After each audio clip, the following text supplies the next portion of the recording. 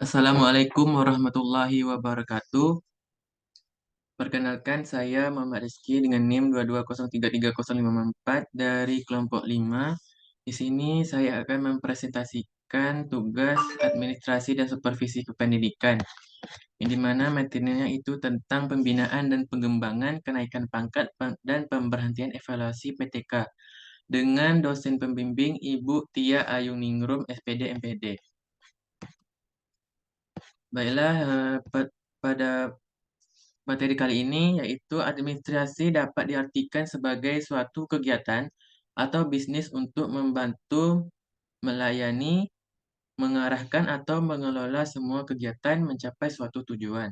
Tujuan pendidikan dan tenaga kependidikan yang mendukung sistem pendidikan adalah memberikan kelayakan bagi pendidik di Indonesia untuk melaksanakan tugas mereka baik sebagai pendidik dan perawat atau staf di sekolah.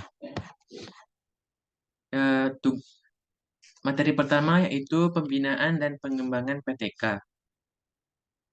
Menurut Purwanto 2007, pembinaan atau pengembangan tenaga pendidikan merupakan usaha mendayakan, memajukan, dan meningkatkan produktivitas kerja setiap tenaga kependidikan yang ada di seluruh tingkatan manajemen organisasi dan jenjang pendidikan sekolah.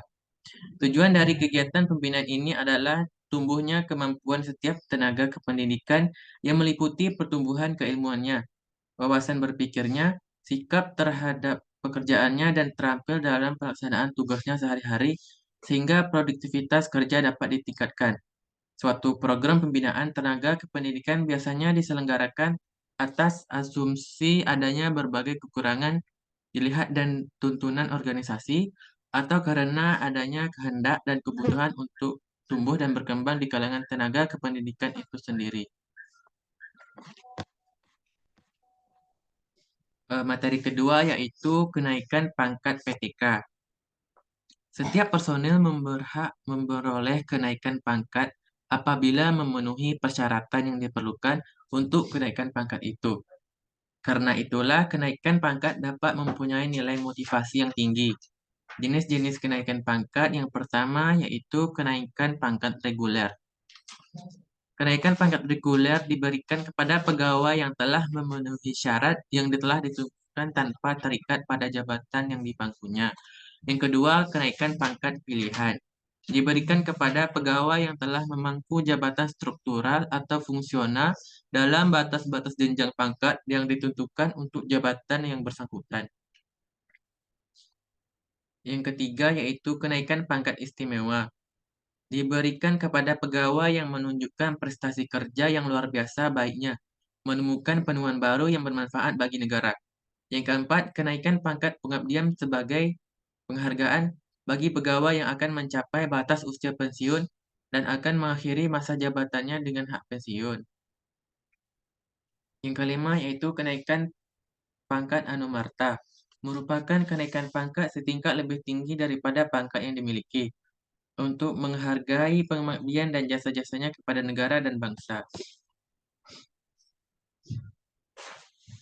Selanjutnya yaitu materi ketiga, evaluasi kinerja PTK.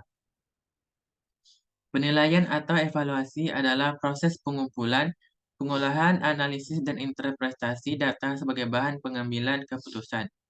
Tujuan pelaksanaan evaluasi kerja guru pendidik ialah sebagai berikut. Yang pertama adalah menentukan tingkat kompetensi seorang guru. Yang kedua, meningkatkan efisiensi dan efektivitas kinerja guru dan sekolah. Yang ketiga, menyajikan suatu langkasan untuk pengambilan keputusan dalam mekanisme penetapan efektif atau kurangnya kinerja guru. Yang keempat, menyediakan landasan untuk program pengembangan profesional berkelanjutan bagi guru. Yang kelima, menjamin bahwa guru melaksanakan tugas dan tanggung jawabnya serta mempertahankan sikap-sikap yang positif dan mendukung pembelajaran serta pendidik untuk mencapai prestasinya. Yang keenam, menyediakan dasar dalam sistem pendidikan, peningkatan promosi dan karir guru, serta bentuk penghargaan lainnya. Selanjutnya, materi keempat yaitu pemberhentian dalam PTK. Pemberhentian merupakan pemutusan hubungan kerja antara seorang guru atau beberapa orang dengan perusahaan dikarenakan perjanjian kerja menyebabkan yang bersangkutan kehilangan statusnya sebagai pegawai. Yang kedua, jenis-jenis pemberhentian PTK. Yang pertama adalah pemberhentian dengan hormat. Dalam pemberhentian dengan hormat, pegawai negeri sipil akan menerima hak-hak kepegawaiannya. Berdasarkan perundang-undangan yang berlaku seperti hak-hak pensiun, pemberhentian ini terjadi karena mencapai batas usia pensiun, berhak atas pensiun apabila ia memiliki rasa kerja pensiun sekurang-kurangnya 10 tahun, kecuali ia sakit. Yang kedua, pemberhentian dengan tidak hormat. Dalam pemberhentian dengan tidak hormat, pegawai negeri sipil akan kehilangan hak-hak kepegawaiannya, seperti hak-hak untuk pensiun. Pemberhentian dengan tidak hormat disebabkan oleh melanggar sumpah janji peraturan disiplin, melakukan tindakan pidana dengan ancaman hukum penjara 4 tahun atau lebih berat. Ketiga, melakukan tindakan atau kegiatan yang menentang ke negara atau pemerintah seperti kegiatan yang dapat mengubah Pancasila atau Undang-Undang Dasar 1945. Yang keempat, meninggalkan kewajibannya terus-menerus secara tidak sah selama 6 bulan.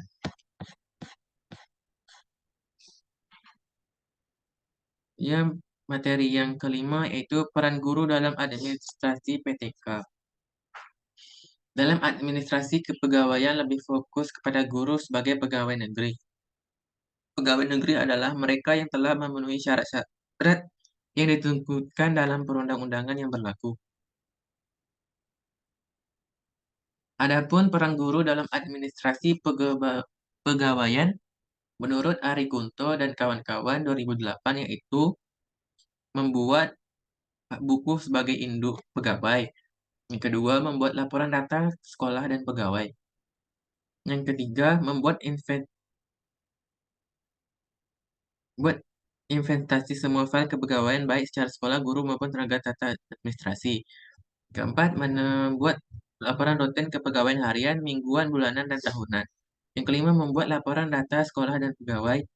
Yang keenam, mencatat tenaga pendidik yang akan mengikuti penataran. Yang ketujuh, mempersiapkan surat keputusan kepala sekolah tentang proses KBM, surat tugas, surat kuasa, dan lain-lain. Baik, sekian dari presentasi saya. Apabila terdapat kesalahan kata, mohon maaf. Dan diakhiri dengan billahi wa taufiq wal hidayah. Wassalamualaikum warahmatullahi wabarakatuh.